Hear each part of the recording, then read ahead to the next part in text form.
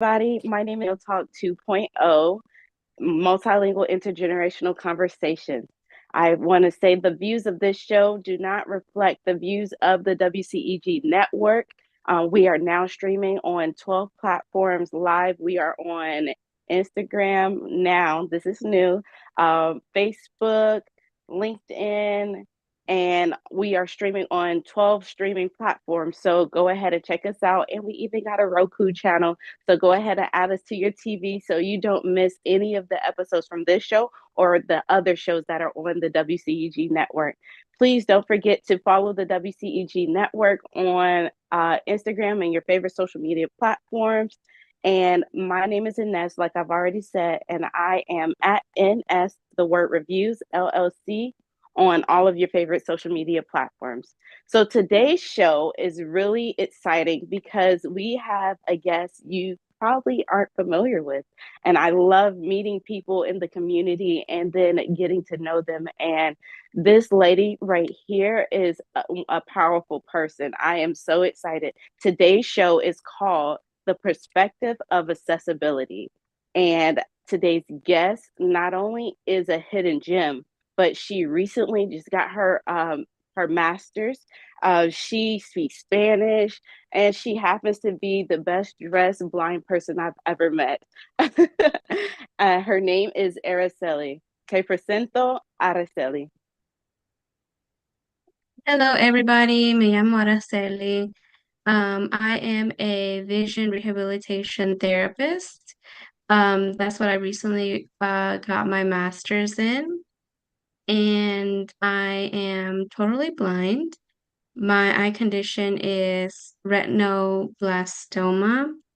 Es una condición es un cáncer de los ojos que aparece en niños antes de la edad de 5 años. So I was diagnosed when I was 3, and I have been blind, after all the surgeries and such ever since. So basically grew up blind even though no nací ciega. Wow. Okay, so this seems like it was a big change for your family. Do you have any siblings, or is it just you? I have one younger brother. You have a younger brother. Okay, so Mm-hmm. by the time you were diagnosed and became completely blind, how did that affect your relationship with your brother?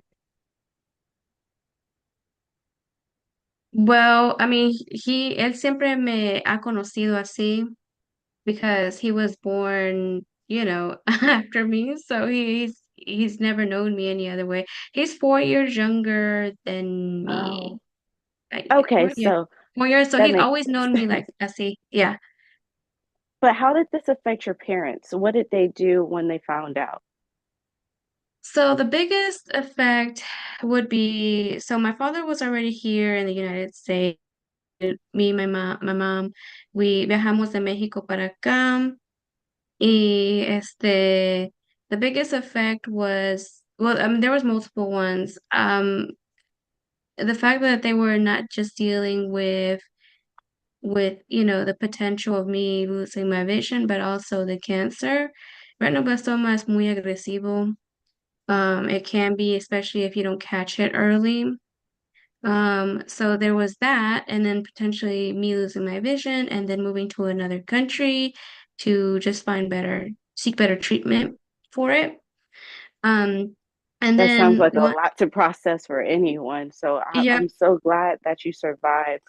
And I mean, to be a cancer survivor, you're one of few. So I'm really happy that I've gotten to meet you, but I'm happy that you made it this far also. yeah, thank you. But also también estando en los Estados Unidos, tener que aprender o sea, cómo se hacen las cosas en otro país y Como encontrar todo eso. asimilación. Ajá. Y también cómo encontrar toda la información que se necesitaba y luego el inglés, que también no hablaban inglés muy bien o nada. Entonces era siempre difícil ir a las citas y no tener nadie que podía interpretar por ellos. Porque yo siempre he interpretado por ellos, pero cuando estaba chiquita, pues eso no, entonces eso siempre se le hacía difícil y luego mi mamá también se embarazó y entonces eso también, arriba de todo lo demás. Wow. So with you navigating your family navigating a new country, a different language, and your diagnosis, and you said your mom was pregnant, right? Yep, yep, with my brother. Wow, that's a lot at one time. So, what my question is, how did they get the needs they had met without the accessibility? You said you didn't really speak English at that time. So how Mhm. was it? Did they have to go through interpreters or did they just have to struggle through? Because there are families that are dealing with parents who don't necessarily speak English, but the kids have to step in and be interpreters, or like they have to step up and do something where people are qualified to be those interpreters, but the professionals choose not to pay those interpreters or get those, so that access is given, quality access is given. So what advice would you give to business owners to accommodate families like yours? Well, to invest in interpreters. At the very least, have a, even though this is not my favorite because it's just so impersonal, but you know, is do like a phone service where you have somebody call in and then interpret their, you know, that's something that I've seen done because sometimes even now, I interpret for my family for different things, and sometimes we've been to a hospital or something similar like that, right? And they don't want me or anybody else to interpret. They want to use their own interpreters. And I'm like, okay. But still, that's not always the case, like you say. But yeah, so either, invest in somebody who can be there on site or use one of those services where you can have an interpreter. You can call an interpreter and then they can do it that way. Okay, so speaking of accessibility, you've given us one example with having someone that you could call. What about technology? Since you were a child to now, of course, technology has greatly changed. What technological advances have helped you in your daily life? Mm, Pues la tecnología siempre está cambiando, entonces es importante que sea accesible para personas que están ciegas. Entonces, lo bueno es que mucha tecnología ahora la están haciendo con diferentes accessible features que ya tiene already built in. Entonces, one thing that I use all the time is my phone. Everybody else. So, you want me to show it? I mean, so you guys can hear what I'm talking about. So this is just an iPhone. Hold on, let me clear this. So this is an right here, and let me turn my screen on. Hold on. So what you hear is voiceover. Um, And that's the fast speed. There's a slower speed, right? yeah, this is a fast beat, sorry, so I'm slowing it down. 55%. So that's at 55%, and this is just basically where you can touch on the screen. Show notifications button. And she just said show notifications. So if I were to double tap show notification to select it, center, then my notification center would appear. So that's kind of how it works. It's where you touch the screen and it reads you back what you touched, and then you double tap it and that's how you select it. So there's other gestures involved. Um, but Apple does a really good job at making stuff accessible. And then the same thing with Android. Android's coming up, but iPhone, that's what I use. And then I also use my laptop that I'm using right now. Tiene un programa que se llama JAWS, JAWS, like the shark JAWS. And you use it by using the keyboard. Um, and so whatever the focus of attention is on the screen, then it'll read back what it is. And so you use different key commands. Um, to navigate the web, your Zoom, your Microsoft Word, lo que sea. I have that, but there's other forms, there's other screen readers too. We live in a time where more and more technology is being made available, which is good because, it means it means getting closer to equal access, which is great because, people should think about the accessibility for everybody, not just one subset of the community. Um, and so then another one that I use on an everyday basis is I have it here in front of me. I'm not sure if you can see it because it's down on my desk, but this is a Braille notes right here. So basically anything that you type up here with this is set up the way the Braille cell is. And then it shows up here at the bottom. Can you And explain then what the Braille cell first? what? The Braille cell? Oh, what it is? Yes. Oh, A okay, lot of yeah. our So viewers aren't familiar with that terminology. yeah. So that's just if you're learning Braille, the Braille cell is what all the different letters and numbers come from. So the Braille cell is six dots that are set up in like a rectangle shape. And from those six dots, you make una combinación de diferentes puntos. For example, if you wanted to write letter B, it would be dots one and two. And you can look up images on it and it'll make more sense than me just, giving you a description. But that's how it works when I say the Braille cell. You just type and then you can read what you have typed or what is being displayed because you can also connect it to your computer and use it to read what's on your screen.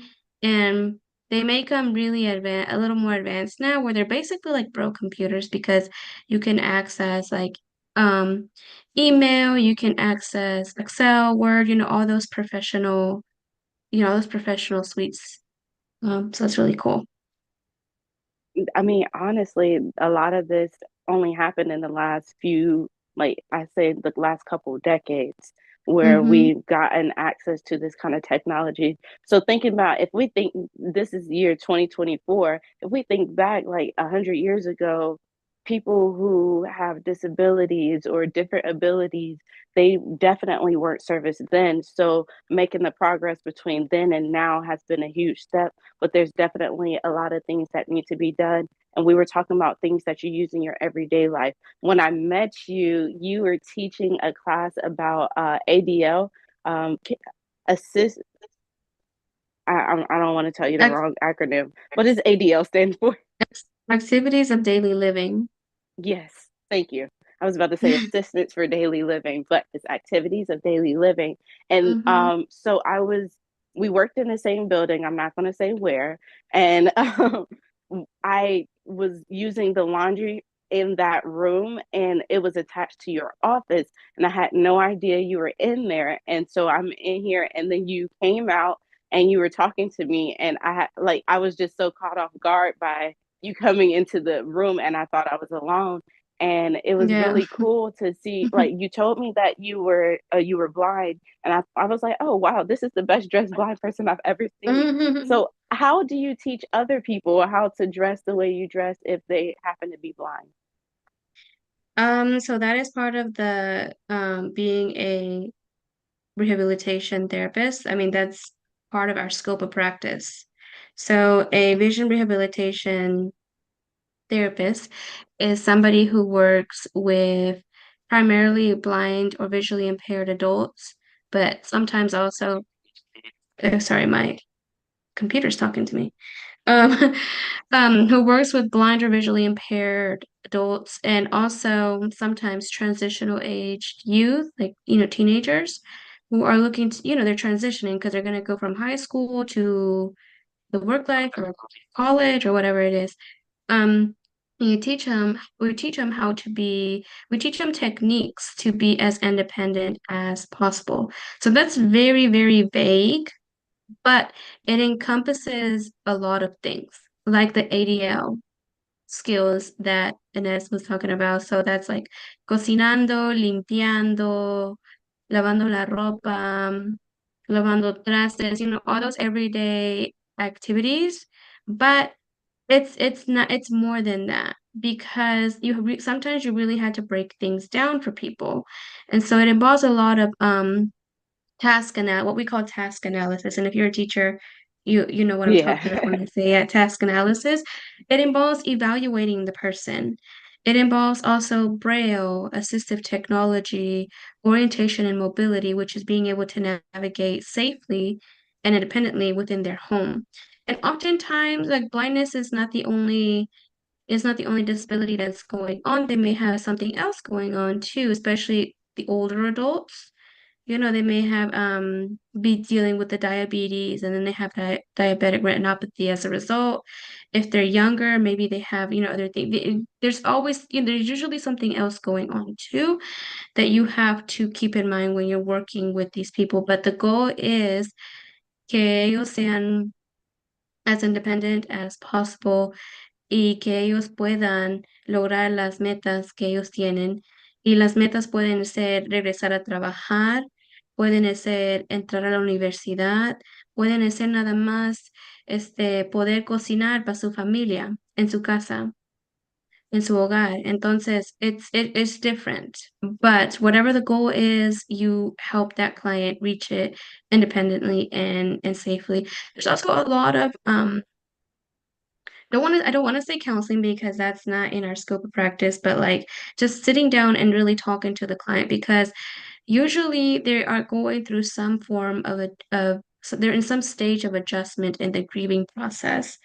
Because either a lo mejor apenas perdieron su visión, or maybe it was really dramatic in the way that they lost their vision, or if it was a gradual progression. Regardless, they may feel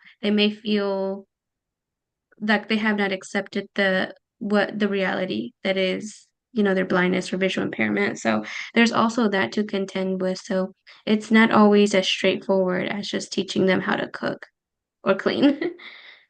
I mean, but that's difficult enough. Like I was in school I was studying a class about deaf blindness, and or Mhm, I took a few of them, so maybe two or three. And the first class, the first week, our assignment was to put on a blindfold and to put in earplugs and to navigate our house and to do an activity. And my activity was making a sandwich. And mhm, I almost cut my hand on a knife in the drawer. And like, I'm happy my husband was there because I would have cut one of my fingers reaching for a spoon in the drawer. So, for you to be able to teach others how to navigate their homes safely, especially yeah, after recently experiencing something as traumatic as losing their sight.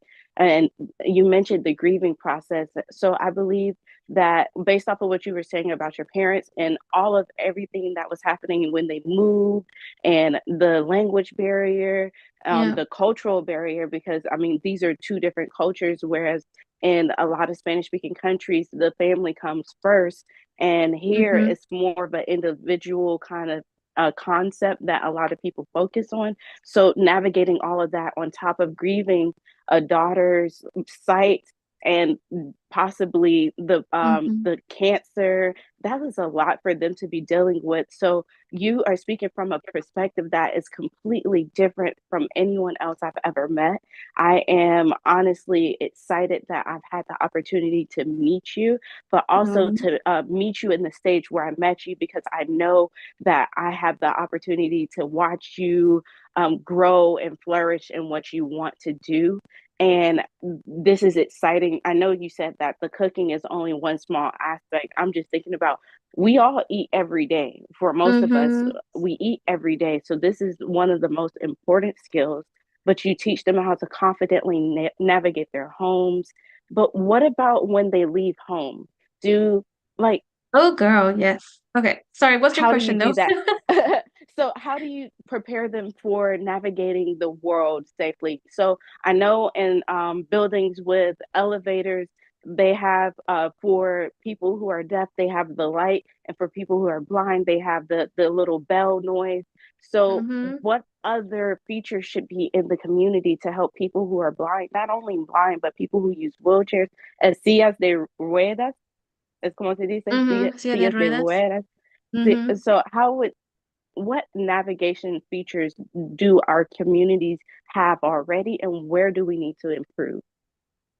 Um, so firstly, when we're talking about navigating outside of their home, that's outside of our scope of practice. That's what an orientation and mobility instructor would come in and work with them on. And an orientation and mobility instructor is somebody who teaches a person who is blind or low vision how to navigate outside the home safely. That could be by either using a guide dog or using a white cane, or maybe they don't need a white cane depending on lighting.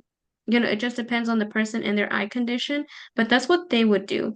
So they would work with them to teach you how to cross the street safely, teach you how to walk down the sidewalk safely, teach you how to find your destination safely, and mental mapping and all those things. Learning how to scan if you have some vision and if you're using a monocular or something for distance viewing, they'll teach you how to do that properly. So that's what they would do. So it's outside of our scope of practice because that as a VRT, because it's what they do. Um, but what is in our scope of practice and it kind of bleeds over, kind of merges over is like how to plan if you're going out, how to advocate for yourself. How do you, if you need help, how do you if you're going to the store to do some grocery shopping, how do you plan it so that you can get everything? How do you create your list? That's when what we can do. But as far as like actually using a cane, that's when that an O&M specialist would step in.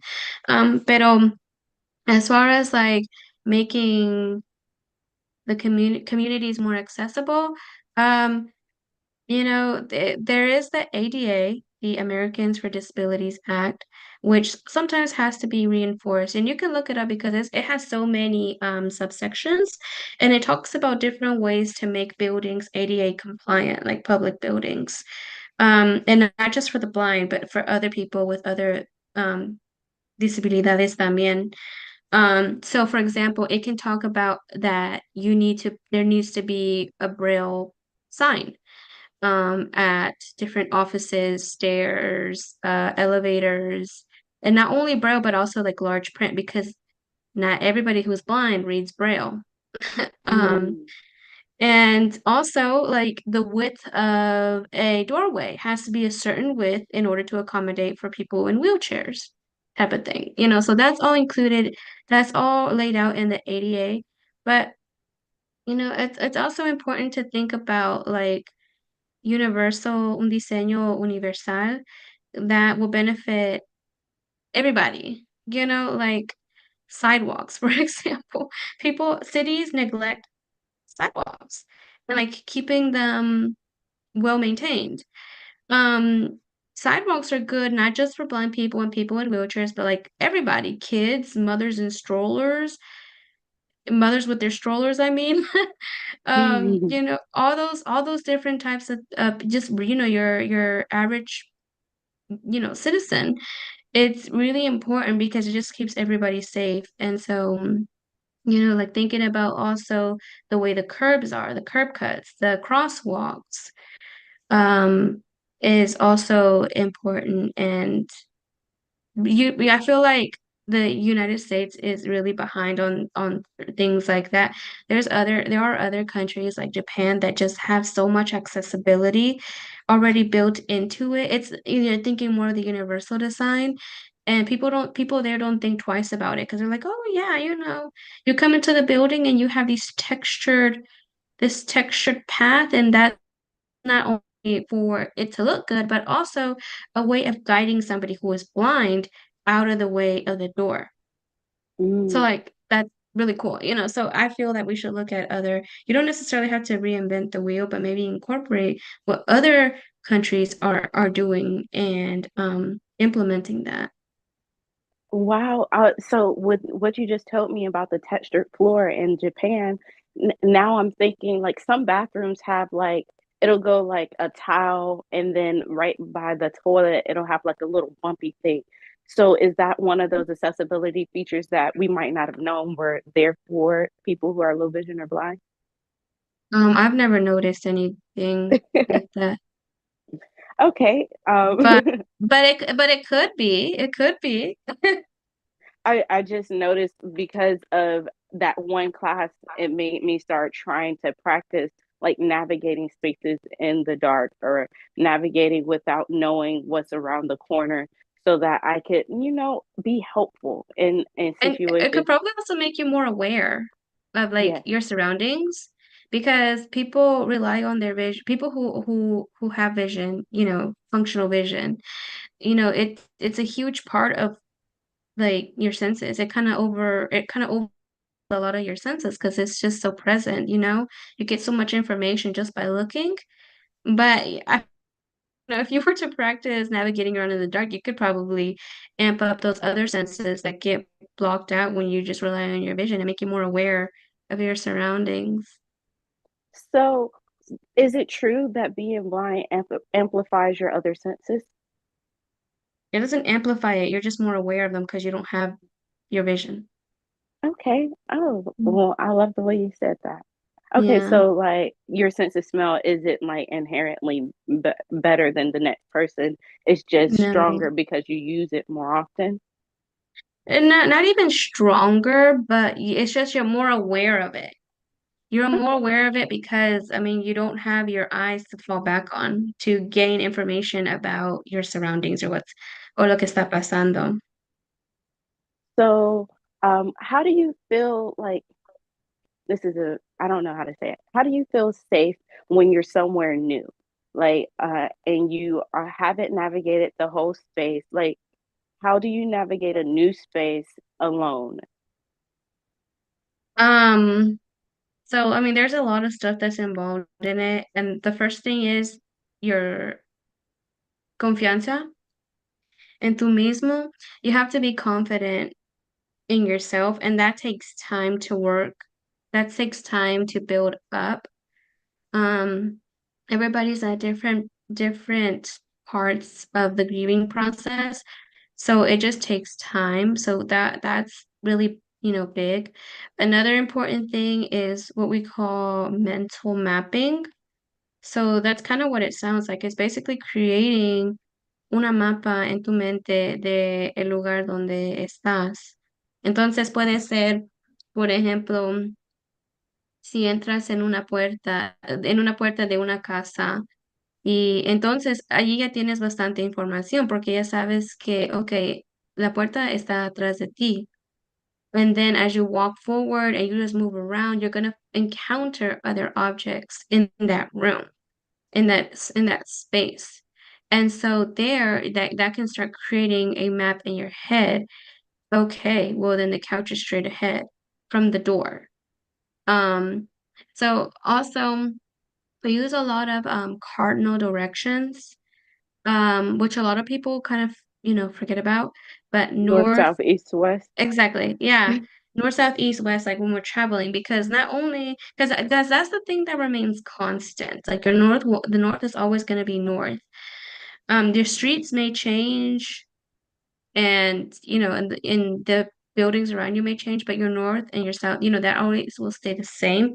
So it helps with navigation. It's also a good way of kind of describing or getting mental information, like creating your mental map of a building, because you can say, okay, so, la puerta donde acabo de entrar es la pared sur. Entonces, el norte está enfrente de mí, derecho. Si camino derecho, allí va a ser el norte. A mi derecha está el este y a mi izquierda está el oeste. And you can create a mental map that way in your head of Wow. what's going around. So it's just a good way. It may not actually be north, but for your mental map, that's what it'll be. Okay, wow. Like you're really teaching me stuff. I'm like, this is something I've never known to ask or never thought about in general. So mental mapping mixed with living with people, how is it like I'm very I don't want to say OCD, but I'm very particular. I like put the stuff back in the place where it's supposed Yeah. like where it's supposed to go. How is that when you have a brother and parents who might put something where it's not supposed to be, or like does that bother you, or is Yeah, that that is so annoying. Like even if you're not blind, como quiera es algo muy annoying. But especially when you are blind because like, oh, I'm sorry I knocked down that vacuum. Why'd you put it there? Like, type of things like putting it in the middle of like where people walk, so it's just a matter of communicating with the family and them learning so that do you use your cane at home? no, You is it wall swipe, or do you freely walk? I freely walk. Nice. Okay. So Sometimes, yeah. I I assume that you live there, so you're very familiar with it. Like you know how many steps to get from here to that location. You Well, I know don't where count each, huh? Oh, steps. well, I'm sorry. Like No, you're good. approximately.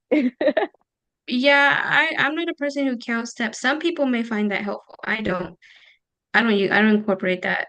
But but basically, yeah, you like get familiar with what everything is and you live there. You shouldn't have, and you don't have to use your cane. Some people do choose to use their cane in their home if they just lost their vision because they're coping with so many things. It's Um, like a sense of security. yeah, yeah, until they get their confidence and like maybe get their stuff more organized and then they don't need to. So does your family ever like move anything like furniture Yes. wise without Yes. without letting you know? Yes. That's it all the time. So like they'll move the living room around and then like just won't tell you. Not the living room because our furniture is los muebles están un poco pesados, pero more like, I'll walk in and like the kitchen chairs are like pulled away because somebody's cleaning the basement, things like that, and no dicen nada until I run into it. And I'm like, okay, Oh, if I break your chair, that's you, not me. I Um, see what you mean. That's annoying. Like I would be that's annoyed too. annoying. Yeah. And then sometimes families, of a blind person or visually impaired person they forget about it, and it's just important to communicate those things. They forget that the other person can't see. Um and so then that happens. You just have to remain cognizant of it, and on both parties try to avoid, getting angry at each other because that's not going to help at all, No, that, you but know. it's also very difficult to have that kind of emotional intelligence to not get frustrated with, like, I know for a fact you know that I'm dealing with this issue. Why would you do something to inhibit me consistently when I've already told you this was an issue? So I know that that's a problem for a lot of people in general, but specifically people who are dealing with a person who recently lost their vision or another ability. So I have a question. I know you said you probably didn't say it in this interview. I don't think you said it in an interview, but in knowing you, I know you've worked with kids who are blind or low vision. What advice do you give to their parents for how to start the transition or how to um, improve their childhood quality? That's a big question. Um, I think that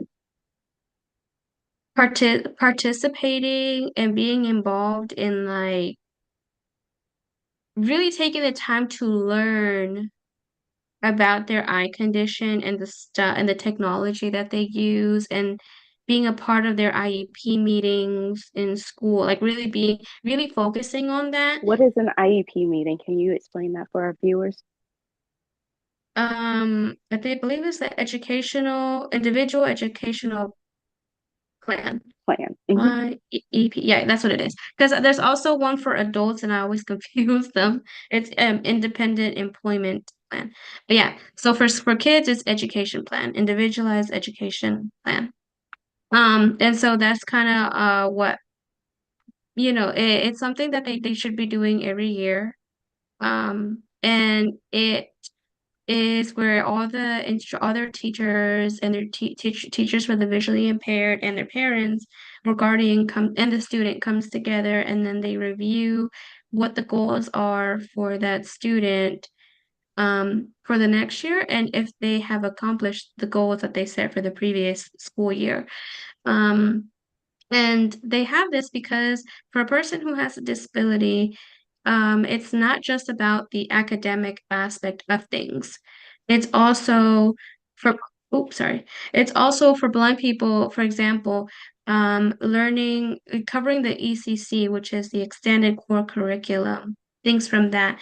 And that just goes over different skills that the student needs to be able to have mastered in order to be successful academically, socially, you know, we like just a well-rounded person, because when you're blind, you're missing out on a lot of things that people who are sighted take for granted. And so you have to learn how to be able to do those things maybe in a different way. But so for example, reading. Like, okay, how are you going to read it? It's not that you don't understand how reading works, but it's like, how are you going to have this student read? Do they need to do it in Braille? Do they need to do it in audio format? Does it need to be large print? All those things is things you have to work out. So just takes a little bit more. I forgot your question. What was the question? No, I was learning the whole time. Oh, the I was parents.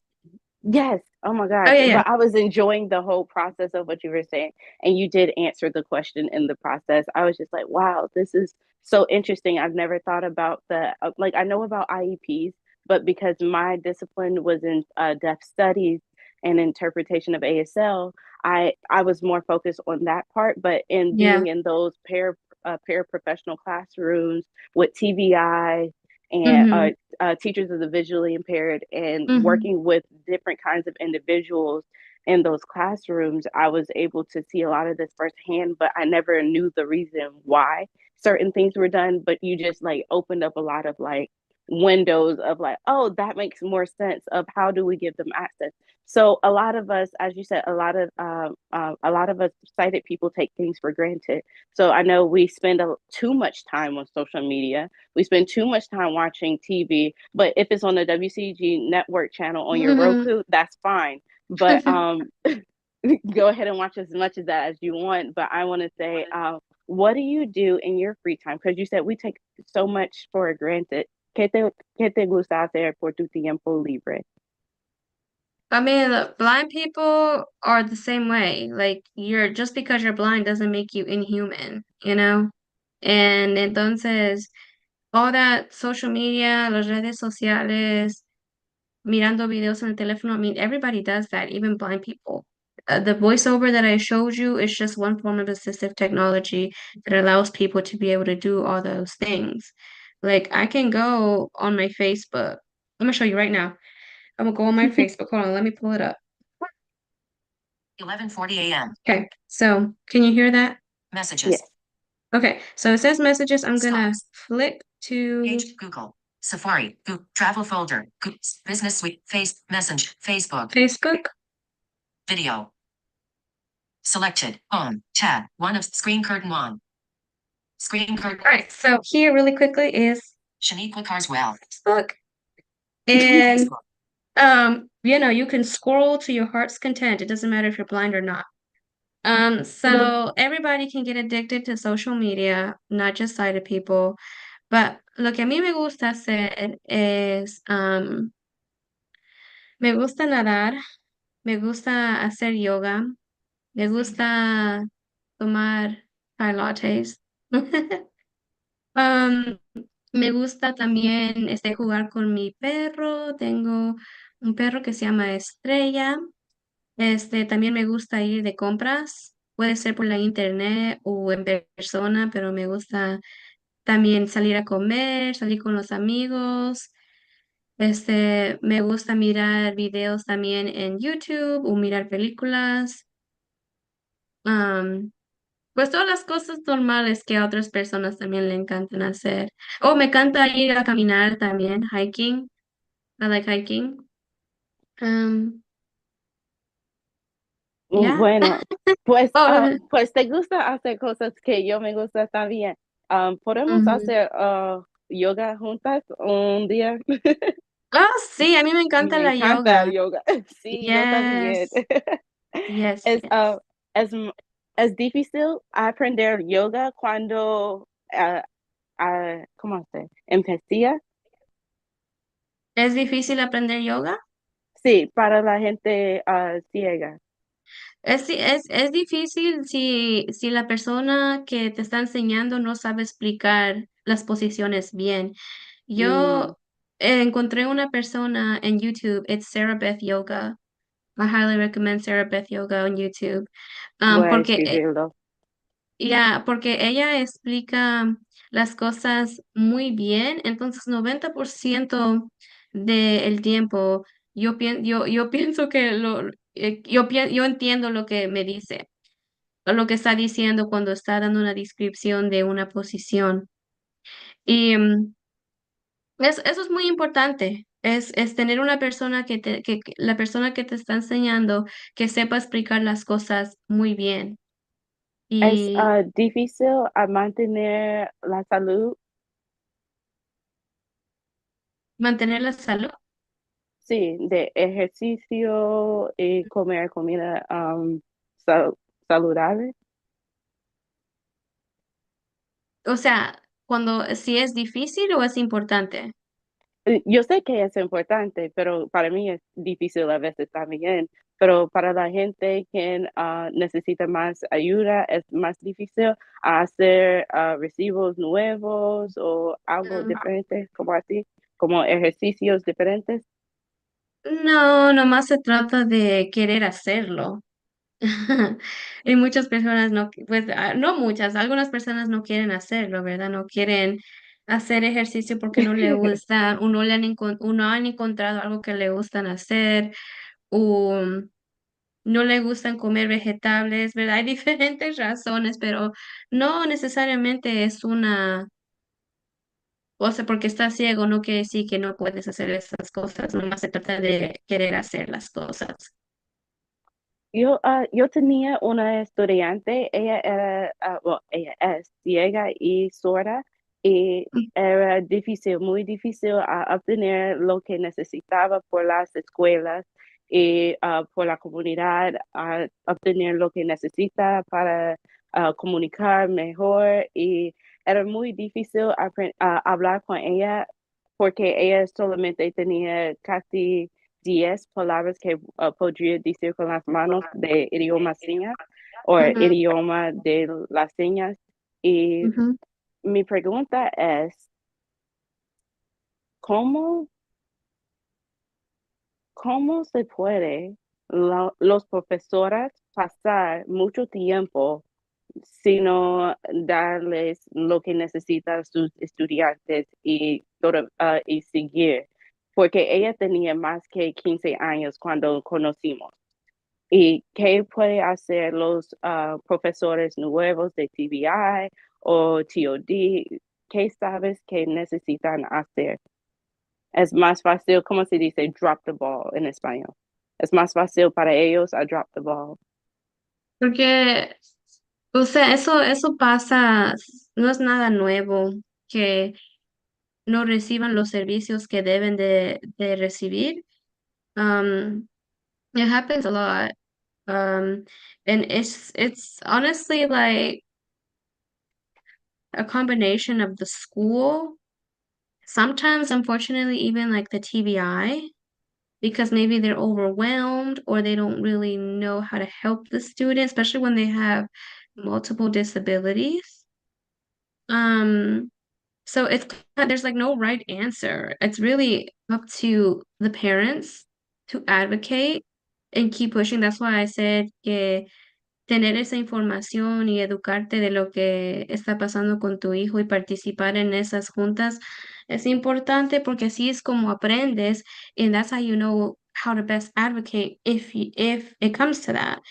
So it's no like perfect answer because the schools should automatically be like, okay, this is the type of team that they need, that this student needs of professionals. Um, and if they don't know, then to consult with somebody who can tell them, okay, if this student is deafblind, then esto es lo que necesitan. Estos profesores son los que necesita ese estudiante. So it's just a combination of the school and maybe even the current professionales that they have and the parents. Okay, so one of the things that I did while I was in college was I was studying interpreting for ASL, as I've already mentioned. But one of the things we were graced to be able to do was visit the Florida School for the Deaf and Blind, and we did some volunteer work. And when we got to the side with the teachers who teach the kindergarten class for blind kids, I asked, "How do you teach colors?" And she said, "We use Skittles and we make associations. So we'll say the yellow Skittle tastes like this and associate it with the smell of a lemon. And then saying the sun is also yellow. So teaching colors and stuff like that was really cool for like to learn that way. But that school is one of the most amazing places I've ever been because they make sure that all students get equal access for exactly what their needs are. If they're just blind, if they're just deaf, or a combination of the two, or have an Mhm. additional disability. So we spoke about your experience at FSDB. Can you tell us about why you were there? Oh yeah, have you ever, well, firstly, have you ever heard of the Helen Keller School for the Deaf and Blind? I have heard of it. I have never been in person. Yeah, me neither. But they're pretty cool too, especially with that They got a big name community, to live up to. I would hope so. She has this right? saying, um, the most important things in life aren't seen or heard, they are felt with your heart. And I just thought that was like a beautiful way of saying that. Sorry, I didn't Yeah. mean to cut you off. No, yeah, we just went on a tangent, but I was there. So I there's a sport called goal ball, like goal, like you score a goal and then ball. And then you can look it up. There's a bunch of videos and stuff on it, but it's a sport that it's pretty cool. It's like legit stuff. Like it's a sport that's played in the Paralympics. And so basically it's played on a gym floor and you have three people on each side of the court at the same time. Um, and you have your center, your person in the center, and then you have your right wing, and then you have your left wing. And then you have a ball that's like the size of a basketball, and it's just as hard. Oh my God. And and then it has bells inside of it, so you can hear it when it rolls. And so what the players are supposed to do is you're supposed to throw the ball to the other side of the team and try to get it past the other side of the team. But you don't just like throw it. You have to roll it, kind of like you roll a bowling ball, and then it rolls, and then the other team is supposed to dive down on the floor on their sides and block the ball. Because if they get it past that team, then they score a goal. And then Okay. once that ball is on the other side, then they throw it back. And there's all kind of rules and stuff, of course, that are associated with the game, but that's kind of how it works. And everybody is blindfolded with like these goggles that have like tape over them, so no one can see. Um, and you just have to rely on your hearing and communication with your other team members to play the game. So it's really fun, really awesome. Oh, and then Did you guys win the full at the tournament? we won one. We didn't win any medals, but we won some, we lost some. The floor of the court is taped down, and it also has string underneath, so you can feel where you are when you touch the court on the floor. Oh, so you can know exactly which part of the court you're on based off of the string that's under the tape. You're right, so you don't hit your team when you roll the ball. Okay. That makes Yeah. sense. I So have a yeah, question so the about reason that, the game. I'll wait. oh Go ahead. Go ahead. yeah, and that was the reason that I was at the Florida School for the Deaf and Blind many years ago. I went because I used to play goalball when I was in like middle and high school. And that's really cool. I mean, just like any sport, you get to travel with your team to other states and compete, and that's what we did. So I did that. That's why I was there. So with the family aspect of your birth culture, the you're Mexican American, is that what you call yourself, Mexican American? No, just Mexican. Just Mexican. Okay, girl, I'm shooting. All right.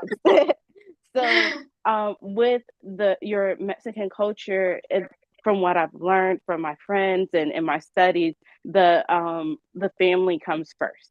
So soccer is one thing that you do you start off playing with your family, like they start passing the ball around, or I guess kicking the ball around, and then so for blind kids, is this a good way for parents and their kids to play together at home before they go to a school? Like not all kids go to a school that has goal ball as a sport. So is this a good way? And can you list other ways parents can get actively involved besides the reading that you mentioned earlier? Like how do you and like the IEP, like how do you do fun stuff? Like what fun other things besides goal ball can parents do with their kids?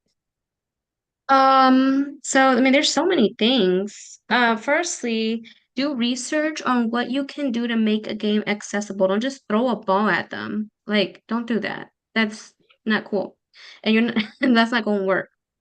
Um, so for example, I mean, there's just so many ways to adapt things. And goal ball is not necessarily played at schools. It's like an outside thing Like a that club sport? y- yeah, that your community, like your blind community can, puts together. For example, if you're in Georgia, we have what's called Georgia Blind Sports. It's a nonprofit organization, and they have a website and everything.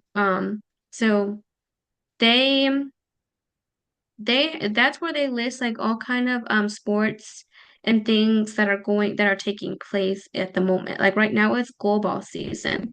And so there's actually going to be a regional tournament in Georgia that's going to take place in Smyrna in May.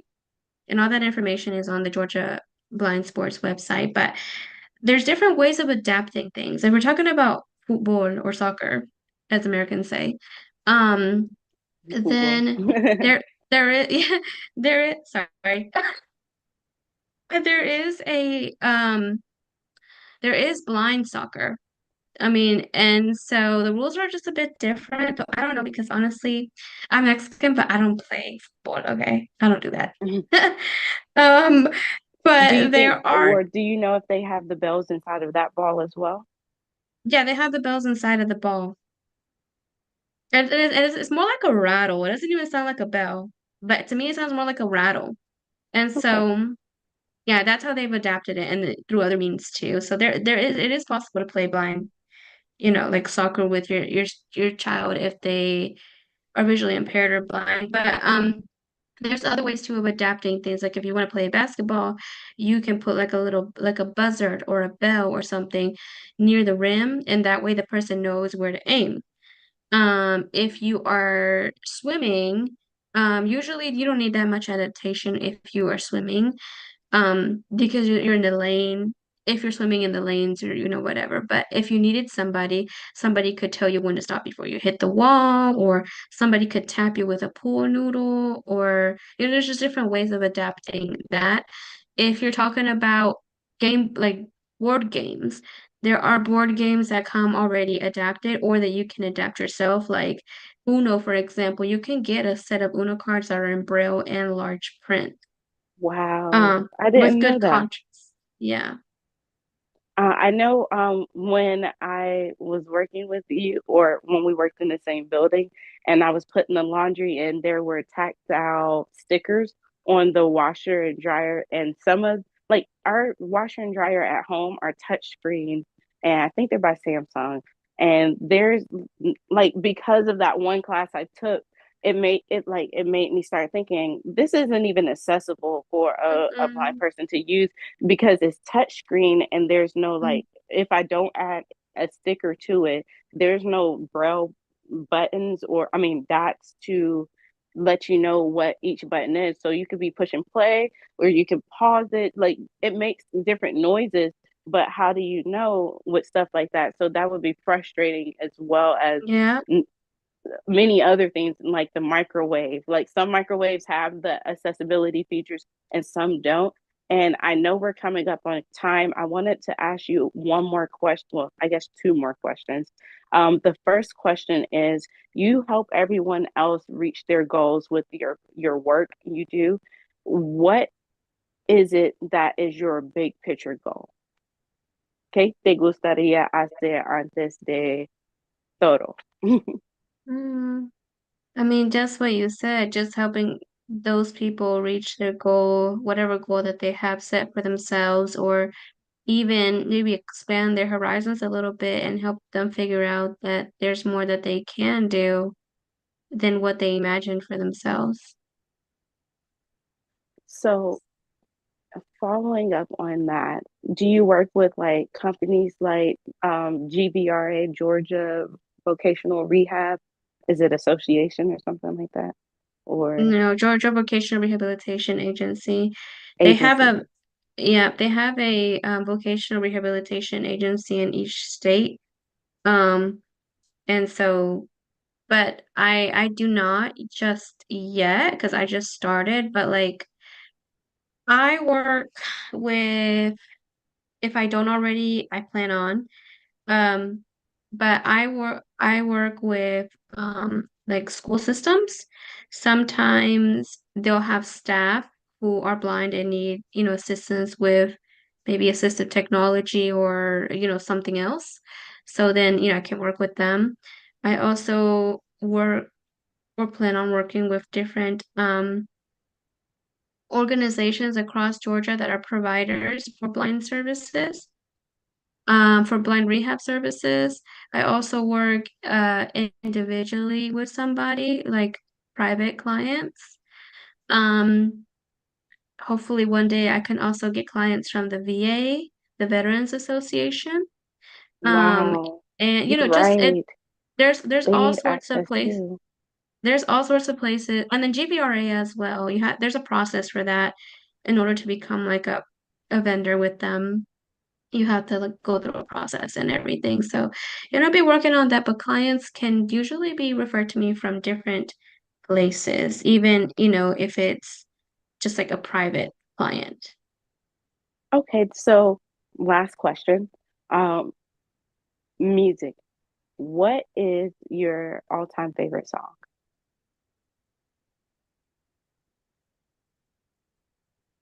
I don't have a favorite song. I have a lot of favorite songs. Okay, so what's the first one that comes to mind when I bring that up? Mm, Such a difficult question. Okay, well, all right. Mm, If I rephrase it, what is your song for today? okay. My song for today, it maybe will be Usher, that old school Usher song called Yeah. One notification. Calendar. Yeah, like that song, like it's an older song, but like whenever that song comes on, like everybody gets up and dances. Like Right. that's just it. Doesn't matter what year, it always be it. Okay, okay, yep, I agree. I agree. Especially like after the Super Bowl, Yeah. I turned the world to the A.